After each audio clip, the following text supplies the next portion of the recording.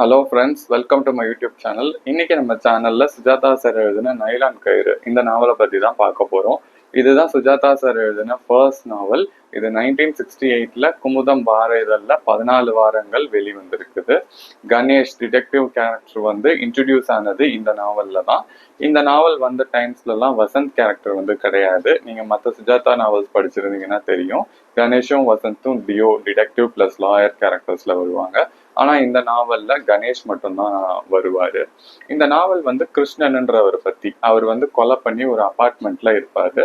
அவரை கொலை பண்ணது யாரு அப்படின்றத கண்டுபிடிக்கிறது தான் இந்த நாவல்.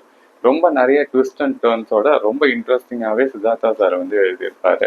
சுஜாதா சார் முகப்புல இன்னொன்னு ஒரு விஷயமும் எழுதியிருப்பாரு.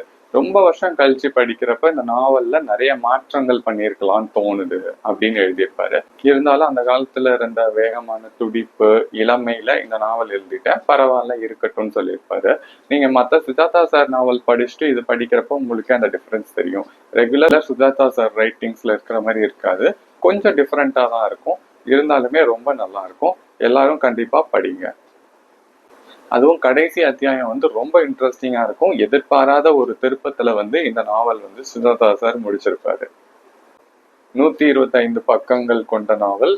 ரொம்ப விறுவிறுப்பாவே மூவ் ஆகும். கண்டிப்பா எல்லாரும் படிங்க. தேங்க்ஸ் ஃபார் வாட்சிங். பை.